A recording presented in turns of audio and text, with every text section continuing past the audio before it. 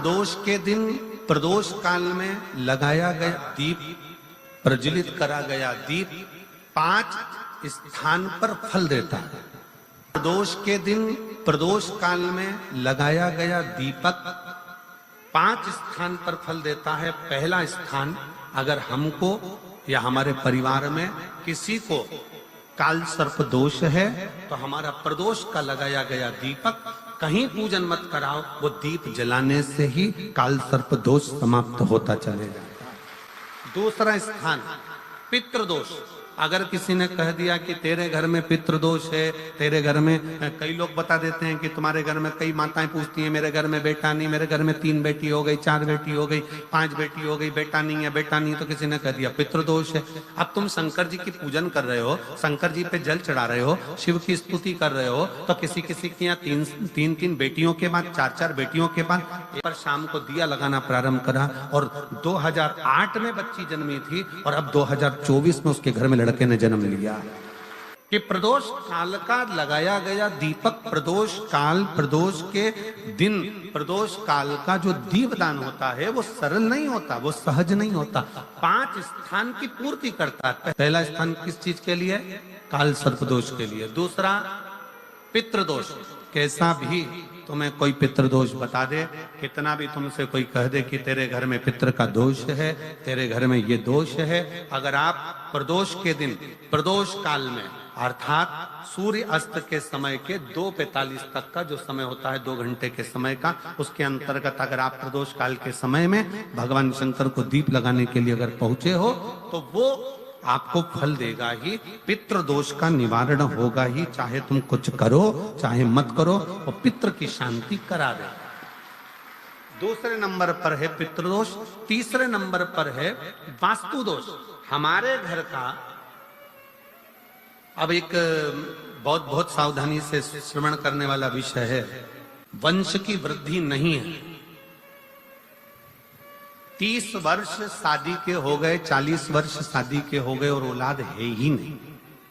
Doctor ने भी हाथ ऊंचे कर दिए,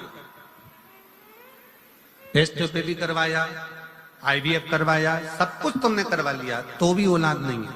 तब आखिरी में एक काम चालू करो, प्रदोष का दिन दोनों पति पत्नी व्रत चालू कर दो प्रदोष का, और प्रदोष काल में शाम के समय जाकर एक ही दिए में 2 लंबी बाती जानते हो ना, रुई की लंबी कपास की बाती 2, और दोनों बाती एक ही दिए में रखकर पति पत्नी दोनों उसको प्रज्वलित करना प्रारंभ करें, बाबा संतान देकर ही रहेगा, औलाद आएगी ही।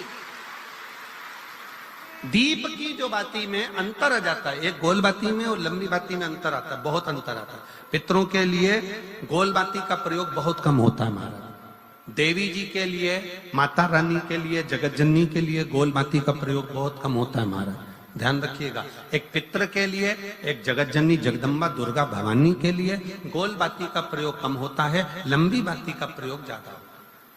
क्यों? क्योंकि हमारे घर की कुल देवी और हमारे घर के पितर हमारे वंश की वृद्धि करें, इसलिए लंबी बाती रखी जाती है, जिससे हमारा वंश बहुत लंबा चले, बहुत उन्नति की ओर बढ़े, इसलिए लंबी बाती का प्रयोग किया। शिव महापुराण की कथा कहती है 5 जगह पर हमारा जलाया गया एक दीप जो प्रदोष के दिन प्रदोष काल में लगाया जाता है, 5 जगह पर भारी पड़ता है।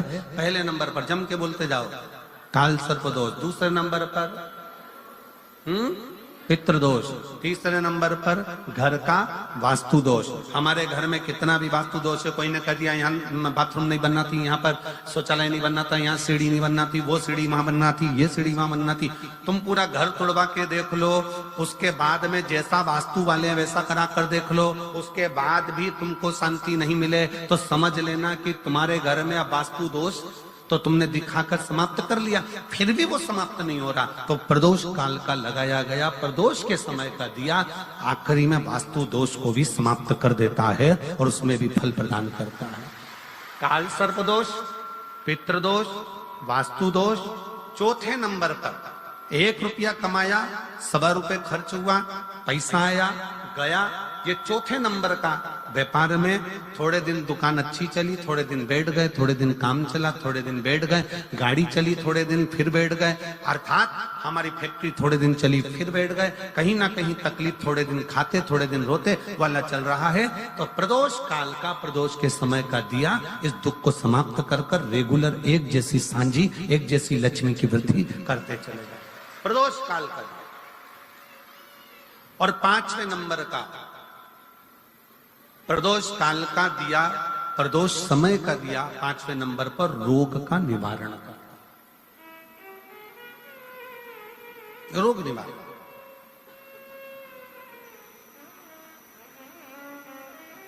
ये 5 स्थान जो बताए गए हैं प्रदोष काल के दिन, प्रदोष के दिन दीप प्रज्वलन के। प्रदोष व्रत का इतना महत्व है महाराज। ये प्रदोष व्रत होता क्या है? प्रदोष व्रत का महत्व क्या है? शिव महापुराण की कथा कहती है शंकर भगवान का प्रदोष का व्रत, अर्थात चंद्रदेव को जो क्षय रोग हो गया, बीमार पड़ गए, शरीर गलकर नीचे गिरने लगा, तब देव ऋषि नारद ने भगवान चंद्र को शंकर भगवान के पूजन का विधान बताया। और पूजन करते करते त्रयोदशी तिथि आ गई, जिस त्रयोदशी के दिन चंद्रदेव ने सुबह से शाम तक कुछ नहीं खाया। शाम के समय सूर्य अस्त के पहले चंद्रदेव ने स्नान किया, श्वेत वस्त्र धारण करे, और श्वेत वस्त्र धारण कर कर चंद्रदेव शंकर के शिवलिंग की पूजन करने बैठ गए। शंकर भगवान के शिवलिंग की पूजन जब चंद्रदेव ने करी, हाथ में अक्षत लेकर चंद्रदेव ने शंकर को समर्पित करे, ओम उमापति नमः कहकर जब चंद्रदेव ने शिव को समर्पित करे, भगवान शंकर त्रयोदशी के दिन प्रदोष समय में, प्रदोष काल में प्रकट हो गए और प्रकट होकर बोले, ऐ चंद्र, तुमने आज मेरा अनुरोधन किया है, आज मेरा स्मरण किया है, जाओ आज त्रयोदशी के दिन प्रदोष काल में मैं तुम्हारे शरीर को स्वस्थ करता हूं। तब से ये प्रदोष व्रत प्रारंभ हुआ है महाराज। किसने करा है प्रदोष व्रत? भगवान विष्णु ने करा था। जब घोड़े का मुंह लगा, हयग्रीव अवतार, लक्ष्मी जी हंस दी थी तो घोड़े का मुंह भगवान विष्णु का लगा, तब भगवान विष्णु ने प्रदोष व्रत करा था। भगवान विष्णु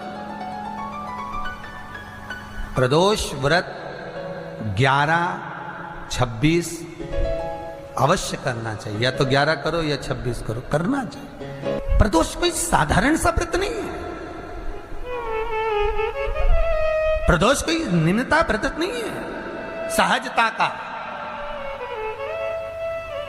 एक एक प्रदोष का महत्व शास्त्र वर्णन करता, शिव महापुराण कहती है एक एक प्रदोष का महत्व, एक एक प्रदोष। सोमवार की अगर प्रदोष पड़ती है, बहुत ध्यान से सुनना महाराज, सोमवार की प्रदोष पड़ती है तो शंकर भगवान कैलाश पर निवास करते हैं। मंगलवार की प्रदोष पड़ती है तो शिव काशी में निवास करते हैं। बुधवार की प्रदोष पड़ती है तो शिव रजत भवन में निवास करते हैं। गुरुवार की प्रदोष पड़ती है तो शिव गंगा के स्थल पर निवास करते हैं। शुक्रवार की अगर प्रदोष पड़ती है तो शिव नीलकंठ पर विराजमान होते हैं। शनिवार की अगर प्रदोष पड़ती है तो शिव शमी के वृक्ष के नीचे रहते हैं। और रविवार की जब प्रदोष पड़ती है तो शिव बेलपत्र के पेड़ के नीचे निवास करते हैं। महाराज, ये एकादशी शंकर से कह रही है कि आपका स्थान ये नहीं कि आप कैलाश पर मिले, उस बार को, उस तिथि के दिन, उस अनुकूल।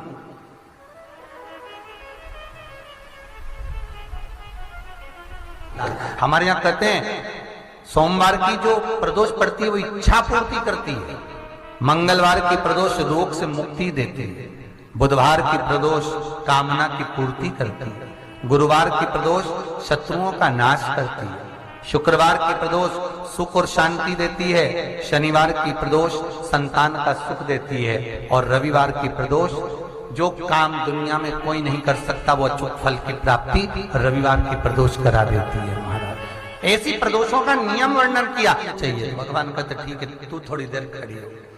एकादशी सम्मुख खड़ी हुई। पार्वती जी ने जिस अंगुष्ठ का जल पीने के लिए लिया था हाथ में, बस पीने ही वाली थी, शंकर भगवान ने वही हाथ में जल लेकर एकादशी के हाथ में उसको देकर कहा, ले, ये मेरे द्वारा निर्मित एक व्रत है जिसे त्रयोदशी के दिन तूने मांगा है, मैं तुझे देता हूं। आज इस व्रत का फल मैं तुझे प्रदान करता हूं। अब तू जिस जीवात्मा को लेकर जाएगी उसका पाप प्रबल नहीं होगा। किसी स्त्री, पुरुष, बालक, बुजुर्ग जो भी होगा जिसने प्रदोष का व्रत करा होगा, वो जीवात्मा को तू किसी फल की कामना से नहीं, स्वतः ही लेकर चली जाए। उसमें कोई कामना नहीं है। बन सके जीवन में 11 प्रदोष या 26 प्रदोष करने के बाद आप उसका उद्यापन कर विराम भी दे सकते।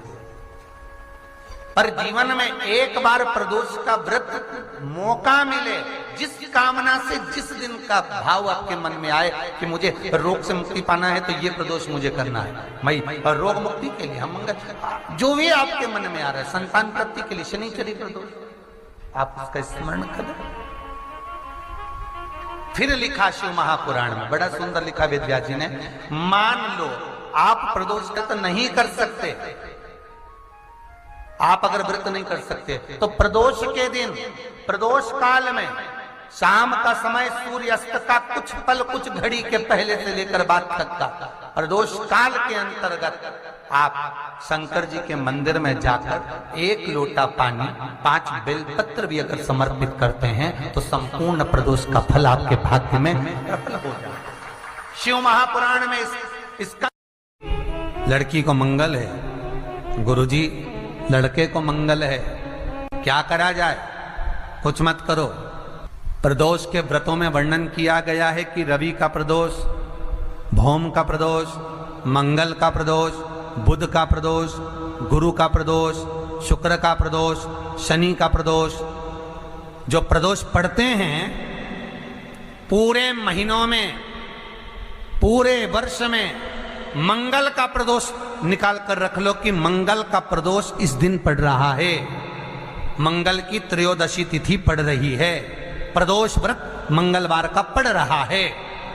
और जिन लड़का लड़की को मंगल होते हैं, जिन कन्या और वर को मंगल होते हैं, केवल शंकर भगवान के मंदिर में जाकर चौमुखी दिया, 4 बत्ती का दिया आटे का, उसमें घी डालकर लड़की शंकर भगवान के मंदिर में मात्र 7 बार शंकर पे से उतार कर, 3 बार स्वतः उतार कर शिव के मंदिर में रख देती है। उसका मंगल आड़े आता ही नहीं है, मंगल नहीं आता सामने। मंगल प्रदोष व्रत का इतना महत्व है महाराज। एक बात बहुत अच्छे से समझ लीजिए, जिसके घर में क्लेश होता हो, अशांति रहती हो, क्लेश रहता हो, या छोटी छोटी बात पर विवाद चालू हो जाता हो, या पति पत्नी में, परिवार में, सास बहू आदि कादिक में कहीं ना कहीं कुछ अगर विवाद रहता हो, ऐसा बेलपत्री की डंडी रहती है ना, बहुत ध्यान दीजिएगा महाराज। श्राद्ध पक्ष की कथा चल रही है, शिव महापुराण आज विराम की ओर है, ध्यान दीजिएगा। जैसे ये बेलपत्री की जो डंडी होती है, डंडी का जो भाग होता है बेलपत्री की, ऐसा बेलपत्री की 7 भाग ले लो, मतलब बेलपत्री 7 ले लीजिए। 7 बेलपत्र लेकर कच्चा जो सूत होता है ना, कच्चा सूत जो जानते हो पेड़ पौधे में माता लपेटती हैं, धागा जो होता है ना सफेद कलर का कच्चा धागा, जो बड़ में, पीपल में और आंवला आदि में लपेटा जाता है, कच्चा सूत, उसको शंकर भगवान और माता पार्वती का स्मरण कर कर नंदी के, जो नंदी होता है, नंदी के राइट भाग में, नंदी का एक पांव ऊंचा होता है, आपने देखा होगा आगे का पांव ऊंचा होता है, बैठते समय नंदी का एक पांव ऊंचा, एक पांव नीचे की हो जाता है। तो नंदी का जहां पांव ऊंचा है उस ऊंचे पांव के पास में बैठना है। कच्चे सूत पर उस बेलपत्री के जो 7 गुच्छ हैं, 7 जो बेलपत्री के भाग हैं, 7 बेलपत्री हैं, उसको अपना नाम गोत्र स्मरण कर कर उस कच्चे सूत को लपेटना है। महाराज लाल कलर का चंदन उस बेलपत्री के पत्ते में जो अग्रभाग होता है, सबसे आगे का भाग, 7 में लाल चंदन लगाना है। महाराज उस चंदन को लगाकर आप प्रदोष के दिन, प्रदोष काल में शंकर भगवान को समर्पित अगर करते हैं तो जिस घर का गोत्र बोला है उस घर में कभी क्लेश नहीं हो सकता, वो शांति का अनुभव कर, उसमें क्लेश नहीं हो सकता। एक धागा होता है पक्का धागा, एक धागा होता है कच्चा धागा। बहुत ध्यान दीजिएगा महाराज, पक्के धागे से नहीं लपेटना सफेद। कच्चा जो धागा पीपल में, बड़ में या आंवला आदि में जो हम लोग लपेटते हैं पूजन करते समय, वो कच्चा धागा। और एक बात और आपको कहने, ध्यान दीजिएगा, अगर मान लो किसी पति पत्नी का तलाक तक की नौबत हो गई और तलाक नहीं कराना है, आपस में वापिस प्रेम बढ़ जाए, छोरी वापिस घर में रहे, बेटा उसको रखे, बहू रहे, आपस में प्रेम बढ़े, वो भले मायके चली गई हो, वो भले लड़का छोड़कर चले गया हो, अकेली रह रही हो और चाहती है कि मैं पति के साथ रहना है, तलाक नहीं होना चाहिए, हम दोनों में प्रेम रहे, वो संभाले मेरे को भी और मैं भी आदर करूं, वो भी आदर करे। तो मेरा निवेदन है, कच्चा जो सूत होता है, कच्चा जो धागा होता है, नंदी के ठीक पीछे बैठकर कोई साथ में आपके परिवार का कोई व्यक्ति चले जाए और हस्तकमल को, जिसको अपने परिवार में वापिस रहना है, उस स्त्री हो या पुरुष हो, दोनों में से कोई भी नंदी के पीछे बैठकर सोमवार की जिस दिन अष्टमी पड़े उस दिन नंदी के पीछे बैठकर हाथ को ऐसा बंद करना है, हाथ में एक बेलपत्री रखना है, सीधी सीधी बंद कर कर 7 बार उस हाथ पर कच्चा सूत लपेट देना है, उस सूत को वापस निकाल लेना है। बेलपत्री के साथ में वो बेलपत्री को तो अपने पास में रखना। सबसे पहले माता पार्वती का जो हस्तकमल ऐसा होता है शिव मंदिर में, उस हस्तकमल में वो सूत जो आपके हाथ से निकला है वो उसमें डाल देना है, माँ जगत जननी से प्रार्थना कर कर, और जो बेलपत्री आपने संबंध को जोड़ने के लिए अपने हाथ में ली है वो शंकर भगवान के कटी भाग में, फिर निवेदन करूंगा कटी भाग को समझ लीजिए। ये शिवलिंग रखा है, जहां पर शंकर भगवान का शिवलिंग, माता पार्वती जी के हस्त कमल पर जो शिवलिंग रखा है, ये भाग कटी भाग कहलाता है। इस जगह पर जहां शंकर और पार्वती का मिलन हुआ है, उस जगह पर उस बेलपत्री को रख देना। महाराज ज्यादा से ज्यादा 3-4 महीने लगते हैं, दोनों में वापिस प्रेम बढ़ जाता है, दोनों एक हो जाते हैं। तलाक तक बात चल भी रही हो तो वो तलाक समाप्त हो जाता है, प्रेम, करुणा, आसक्ति, स्नेह बढ़ जाता है। संबंध टूटने की कतार पर एक बार माता पार्वती को समर्पित तो करो अपना संबंध कि मां अब तुझे नहीं भाना। माना मैंने अपशब्द कह दिया होगा, माना मेरी गलती होगी, थोड़ी गलती उनकी भी होगी, पर दोनों की गलती है मां, अब इस संबंध को तुझे निभाना। जब कच्चा सूत माता के हाथ में रखो तब माता को विनती करना, इस संबंध की डोरी अब तेरे को दे दी। दीन बंधु दीनानाथ मेरी डोरी तेरे, अब यह डोरी मैंने तुमको दे दी है, अब यह संबंध आपको निभाना है, अब यह संबंध मेरा। एक प्रयोग जरूर कर कर देखना, जिस दिन घर में क्लेश हो रहा हो, भाइयों में आपस में झगड़ा हो रहा हो, देवरानी जेठानी में झगड़ा हो रहा हो, सास बहू में झगड़ा हो रहा हो और शांति हो ही नहीं रही, बहुत प्रयास कर लिया तुमने कि शांति नहीं हो रही, तो प्रयास करो, प्रदोष के दिन एक बेलपत्र लीजिए, प्रदोष के दिन बेलपत्र लेकर अपना जो परिंडा होता है, परिंडा जानते हो, मटका, हंडा, जहां पानी भरते हो, पितरों का स्थान, उस परिंडे को बेलपत्र छुआकर उस बेलपत्र को शंकर भगवान के ऊपर जो जलाधारी होती है, उस जलाधारी में इस डंडी को अपने घर का नाम गोत्र बोलकर उसको डाल दिया जाता है। एक लोटे पानी में थोड़ा सा शहद मिलाकर उस जलाधारी में भगवान शंकर का भृंगेश्वर नाम लेकर चढ़ा दिया जाता है। शिव जी को चढ़ाया हुआ जल उस बेलपत्र को चढ़ाकर जाइए, कितना भी तेज झगड़ा हो रहा होगा, मात्र 10 मिनट के अंदर एकदम शांत हो जाता है, झगड़ा रह ही नहीं पाता।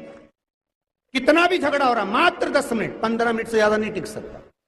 पत्र खाओगे शंकर जी के मंदिर की तो मुख में जीवान छार छार हो जाती है। बोलो सही है कि गलत? प्रतिदिन बेलपत्र खाओगे शंकर मंदिर की तो मुख में कई बार छाले भी पड़ जाते हैं। सत्य है कि गलत है? शिव महापुराण की कथा कहती है अति सर्वस्व वर्जते। आपको अगर बेलपत्र खाना है, हफ्ते में 2 खाओ, हफ्ते में 3 खाओ। मुंह में अगर छार छार हो रहा है, छाले पड़ रहे हैं, तो बेलपत्र को, शिवजी की चढ़ी हुई बेलपत्र को सुखाकर चूरा बनाकर इतनी सी चुटकी भर खा लिए, पानी पी लिया। लीवर गड़बड़ हो गया है, डायलिसिस चल रहा है, किडनी गड़बड़ हो गई है, डॉक्टर बोल रहा है कि डायलिसिस करवाना पड़ेगा, तो बेलपत्री के पीछे की जो डांट होती है, जिसको आप लोग तोड़ के फेंक देते हैं, वो बेलपत्री के पीछे की जो डांट है, ये ब्रह्मा विष्णु महेश। समझ में आ रहा है आप लोगों को? बीच में जो डंडी दिख रही है आपको, इसके बीच में बड़ी पत्ती और 2 पत्ती के बीच में जो खाली जगह है, ये खाली जो डंडी है, इसमें 33 कोटि देवी देवताओं का स्थान होता है। किसका स्थान है? 33 कोटि देवी देवता। इसलिए बेलपत्र चढ़ाते समय बेलपत्र को इस जगह से पकड़कर समर्पित किया जाता है कि 33 कोटि देवी देवताओं का स्पर्श कर कर, ब्रह्मा विष्णु महेश का स्पर्श कर कर चढ़ाया जाता है। बेलपत्री के नीचे की जो डंडी होती है, ये 2 पत्ती से लेकर नीचे का जो भाग होता है, ये स्कंद पुराण कहती है, इसमें 64 योगनियां और मेरी माता पार्वती का संपूर्ण जितनी शक्तियां हैं, वो सारी शक्तियां इस डंडी के अंदर विराजमान होती हैं। इस डंडी के पीछे एक गोखरू होता है, जिसको माताएं तोड़ देती हैं। वो जो टूटा हुआ गोखरू रहता है, उसमें भगवान शंकर के प्रत्येक गण का भाव रहता है। इनका काम क्या रहता है? जब शरीर में किसी व्यक्ति के जीवन में जब दुख, तकलीफ या रोग बढ़ता है, तो वो गोखरू जो नीचे का रहता है, वो टूटा हुआ गोखरू अशोक सुंदरी वाली जगह पर चढ़ाकर हफ्ते में 2 बार उसको चबा चबा कर अगर खा लिया जाए तो डायलिसिस की जरूरत नहीं पड़ती, डायलिसिस छूट जाता है, लीवर और किडनी काम करना प्रारंभ कर देते। और अच्छे से सुन लेना, अभी की अभी घर जाकर शुगर की जांच करना। शुगर कितनी भी हाई जा रही होगी, बेलपत्री के नीचे का गोखरू टूटा हुआ अशोक सुंदरी पर चढ़ाकर खाकर 5 से 7 मिनट मुंह में रख लीजिए और उसके बाद शुगर की जांच कर लीजिए, शुगर लेवल में मिलना प्रारंभ हो जाए। बेलपत्री का जो सुख है वो जीवन का आनंद देता है।